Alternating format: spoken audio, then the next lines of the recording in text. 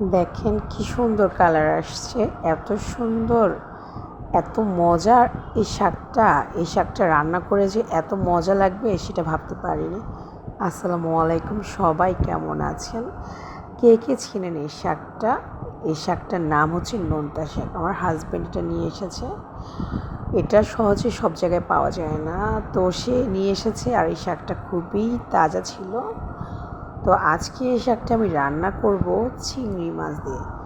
এই শাকটা ভাজি, আলু দিয়ে কুচি কুচি করে ভাজিটা অনেক মজা। তো আমি ভাবলাম, তো তার আগে কয়েকবার খেয়েছি আলু দিয়ে কুচি কুচি করে ভাজি, আজকে একটু চিংড়ি মাছ দিয়ে ঝোল করব। সাথে একটু আমি আলু দিয়েছি। প্রায় অনেক দিন তেমন একটা বেশি ভিডিও দেওয়া হয় না, ভালো লাগে না। সত্যি বলতে এখন আর কিছুই খেতে তেমন একটা ভালো লাগে না।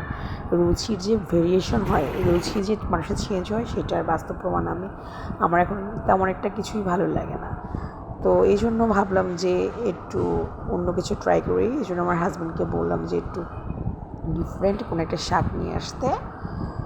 সেটা দিয়ে দেখি একটু ভাত টাত খেতে পারি কি না। মানুষের রুচি যে পরিবর্তন হয় সেটা এখন আমি বুঝলাম, কারণ ইদানিং এসে আমার কোনো কিছুই খেতে ভালো লাগে না। আর এখন কিন্তু দুপুরবেলা আমার ভাত রান্না করাও শেষ, আর বাহিরে কী সুন্দর ওয়েদার। তো এই তো দেখেন আমার মোটামুটি শাকটা রান্না করা শেষ। আর এই শাকটা একটু ঝোল ঝোল করে রেখেছি আমি।